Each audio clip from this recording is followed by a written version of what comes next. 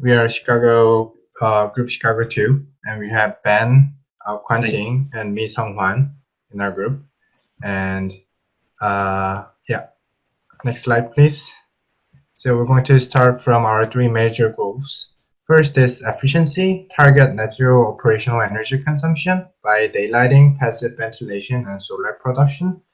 And second is connectivity, create a walkable neighborhood, which promotes social encounters and connected public transport system of Chicago by giving access to public transportation and bike lanes and water taxi. And third is resiliency, implement strategies which allow the neighborhood to adapt to effects of climate change in Chicago by floatable green space, local energy production, green roof, and local carbon embedded materials. Those would be our strategies. Next slide, please. First, I think you guys know about our site, but just go briefly. It is 12 miles away from Central District of Chicago. And according to Chicago's master plan, the site will serve as a mixed-use commercial and residential district in the future. Following the Chicago's master plan, we are assuming the population of the new district would be residents living at the site and commuting to downtown Chicago. And also there would be some demand on on-site businesses. And also we hope people come over for to commercial area, retail area for local and surrounding needs. And also our energy supply would be all electric net zero energy supply. Next is weather data analysis. First, we did weather data analysis by present TMY3 data from the airport. As you can see, the temperature reaches about 30 Celsius during summer and goes down to -10 Celsius during the winter. And as you see in the UTCI outdoor comfort analysis, we see about like 7% of the hot hours during the summer, mostly between June to August. And mostly there are cold days from November to March, which consist 60% of the whole annual hours. And next slide, please.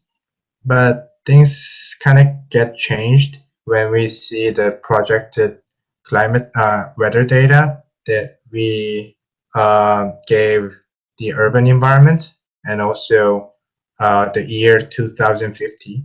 So the future weather data showed us that there will be like 9% more hot hours, total 16%, and the cold hours were going to decrease to 50%. So we thought we should think about the anticipated hot hours also. So how we can cool down the district. Next slide, please. We did some wind analysis. Left one is between June to August, which should be summer, when we can utilize natural ventilation. And right one is October to April. The wind that we have to block for the pedestrians walking on the street for their thermal comfort, so they don't feel more cold. So it was kind of ironic to see that like the wind we need on the summertime come from the south, and also the wind we need to block also come from the south during the winter too. So during the hot season, we have to utilize natural ventilation, and also we need some shading for pedestrians from the solar radiation and green roof. And we thought Michigan lake water as cooling source could help too. Yeah, during the cold season, we try to make some shading block from the wind.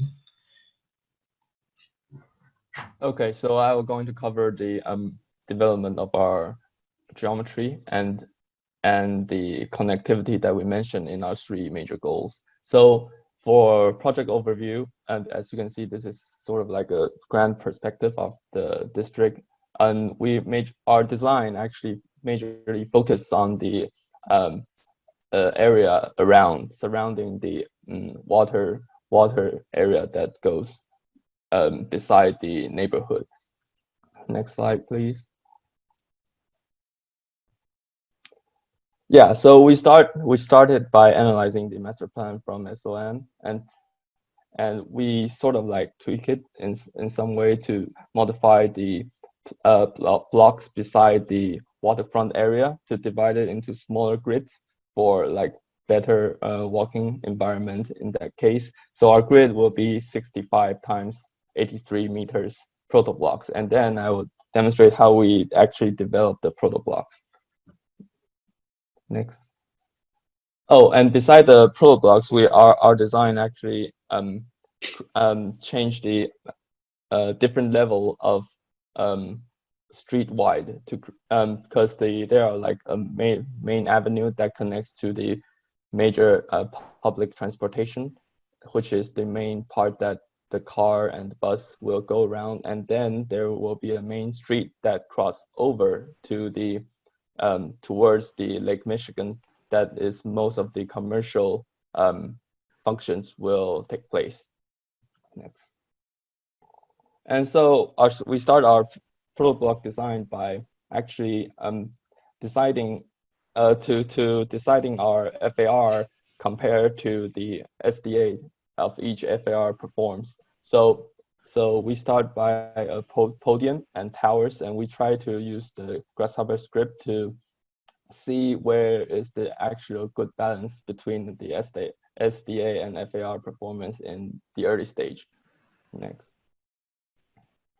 And so we try out different varieties of types, and then we get into a conclusion that there's a sweet spot actually around 3.1 FAR that we can reduce, since the maximum limitation of this area is actually FAR 5. So we think that around the Bay Area, we think that FAR 3.1 will actually more fit to the overall atmosphere of this zone. Next. Yeah, so we can see the FAR and SDA comparison from all the different protoblocks that we tried out. And after we try to focus on the FAR 3.1, and we also try to adjust the height of the podium and the tower to see which percentage of the combination will actually have the best better performance for the overall protoblock. Next.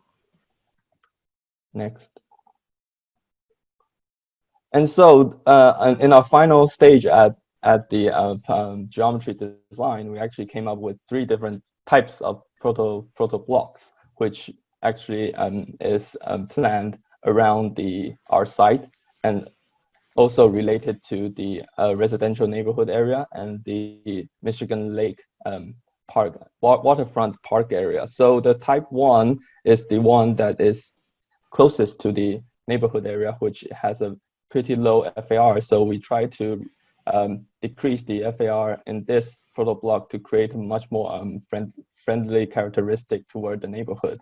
And type 2, which is surrounding the waterfront and the park area, we try to majorly focus on the commercial aspect of this, because we assume that there will be a lot of like travel visitors and commercial happening around this area. And type 3, which is on the second row, and not beside from the water area, is we think that it's better to have like office area or business area around this corner. However, there are still like commercial areas beside the main street. Next. So as you can see, this is how we plan out the 3 different types of protoblocks. And the main avenue and main street, I will go into much more detail towards the connectivity. Okay, so before we go into connectivity, I also want to demonstrate how we actually create this kind of like more leveled interface between the water area and the residential district, and also the office from the more like high-rise building commercial area towards the waterfront park. So as you can see, the two sections, and combined with the green courtyard, we create a hierarchy of space sequence that is much more friendly and have a better experience for pedestrians and users to experience. Next. And for the connectivity, the image on the left actually demonstrates the major public transportation that we assume it will be happening in the future. And for bus stops, so we try to arrange the bus stops and bike lanes in our small sites and try to like find how we can actually plot the bike stops and the bus stops in our site. Next. And then we input the geometry and trying out to simulate the walkability of this area. So this is how we actually plots the whole restaurants and shops and all the cafeteria, the small functions into our proto block. And then, next slide, please. And then we can see the actual simulation outcome. Each block actually scored over 90 on both walking and biking during our simulation. Yes. And for the main avenue, we assume that this will be a much more like busy street area, which a lot of like public transportation like buses and cars going on. So, but we still want to have a wider space for pedestrians to not be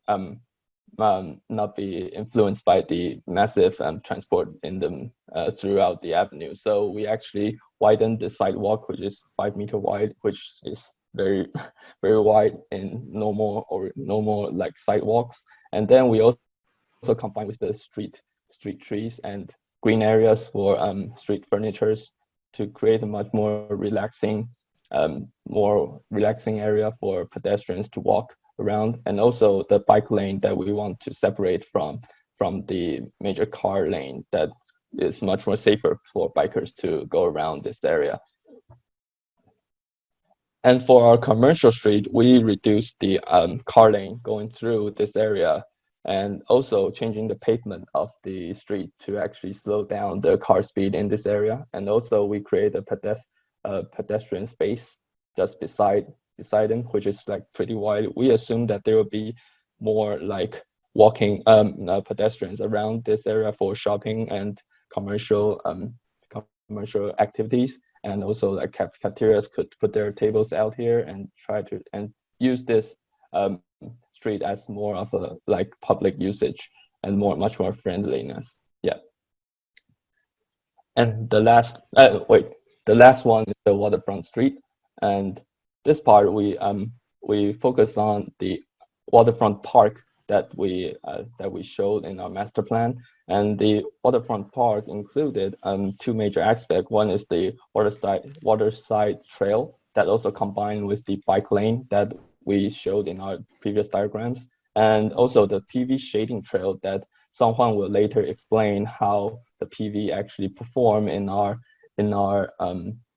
project. And the PV shading trail actually goes all around the waterfront area to create a connect more of the shading for tourists or visitors to go away from the sun. Yeah. So I want to continue with urban energy supply.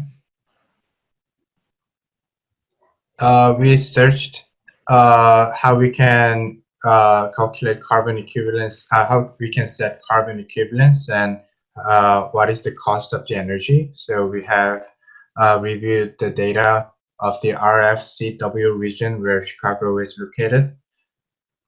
And I think we can, we can go over we can skip some pages over here. So we got the cost of the energy and carbon equivalence from the data. Next slide, please, Ben. So we were able to set the basic assumption for electricity. Now, before this, we were able to set the setting for electricity, gas, and oil in UMI before we start the simulation. And next, we deployed all the proto blocks into the site. Next slide, please. And we were able to get 3 different results from 3 different settings of UMI district plugin. Those are baseline, all electric, and all gas. And as you see, all electric have the highest cost, but it can reduce the total emission of CO2 to the greatest amount among 3 different options. Next slide, please. So our aim is to adopt all electric net zero energy source, which can which we can supply the electrical energy from the on-site renewables and amount of and rest of them by purchasing the electricity. Next slide, please. So the UMI district plugin said we're going to need 34,000 megawatt for the whole year to during whole year for our energy load in the district, and it said we need to supply 13,000 megawatt from renewables. So we brought up 2 strategies. One is PV panel, and another is vertical axis wind turbine. And we have set the settings for PV panel and vertical axis wind turbine as seen, as noted on the right. So we use PV panel as a BIPV shading on the window, so it can block the summer sun and it can accept the low altitude winter sun. And also we deployed rooftop PV panels and wind turbines on the roof of the podium. And also, as KuanTing mentioned, we set it the PV mounted sidewalk shading that it can block the sun from altitude of 50 degree to 71 degree, which we think would be the altitude that people were going to feel hot outside.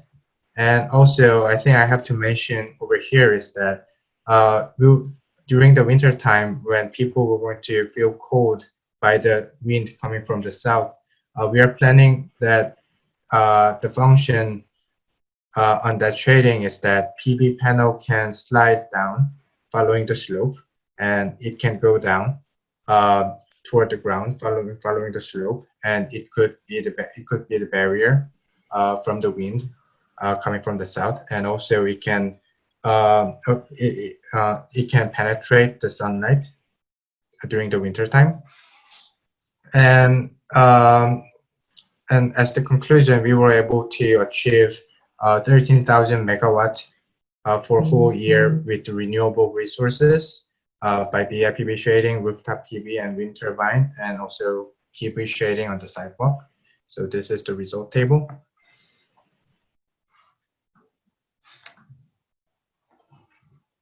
We explored another option to use Lake Michigan as a cooling source for the summer cooling load.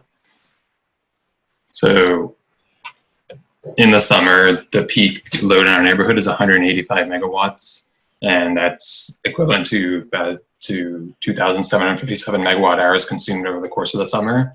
And the potential savings could be about 1,000 tons of CO2 could be saved. So we looked at the Toronto Deep Lake Water Cooling Project, which is a $100 million project and produces cooling for about 100 buildings downtown and operates on an 8 degrees Celsius temperature gradient. Basically, it draws water from 83 meters below Lake Ontario, which is where it's cold and dense, and it takes it to a filtration plant, which leads to heat exchanger, which then goes to cooling towers throughout Toronto. So, and in Chicago, we are in the South Chippewa Basin of Lake Michigan, and it's relatively shallow up until about 35 kilometers out, which is where we start to get into where the water is cold and dense for most of the summer. So keeping that in mind, that we would have a very large amount of piping to plot, we evaluated our proposal based off of like how many times we would have to draw a pipe at a given radius, a pipe with a given radius, and also see how much water and how much cooling potential that pipe could deliver to the neighborhood. So with our current neighborhood, it was a 185 megawatts, and I'm missing a title, but it should, but if we were to meet this demand, if we were to meet it exactly, which is here, it would cost $178,000 per megawatts delivered. But if we scaled up, so this is the previous result. So if we met the demand as 185 megawatts, it would be $178,000. But if we scale up to the entire neighborhood, including the neighborhood as it expands across the site, that demand would be 623 megawatts, and we could have a larger pipe, and that would reduce the cost of the megawatt delivered to the neighborhood. This would also be a measure of resiliency, as it would be accommodating for future demands. And this simulation was run with on a future climate file, the RCP 4.5, so middle of the road scenario. We also examined cross-laminated timber because our protoblocks are within the range of within the range of buildings that have been constructed with the cross-laminated timber. But if we look at it by occupant, standard masonry construction has a lot of embodied energy in it. The most expensive one in our neighborhood is the first type of protoblock with 12 tons per CO2 embodied per occupant. But if we use standard masonry, if we use cross-laminated timber construction, that goes down to just over 2 tons of carbon per each occupant. And that's significant because as time goes on, the future generations would literally have less carbon in their annual budget. So it's important to consider modes of construction which offer less carbon embodied or less embodied carbon. So in conclusion, we propose a neighborhood that is efficient and is well connected, and also is resilient that is resilient and reduces the amount of carbon embodied, and also in its operation. Some future themes that we could explore is the influence of, let's say, parking on the connectivity, as well as urban agriculture to improve the self-sufficiency of the neighborhood's food supply. Thank you.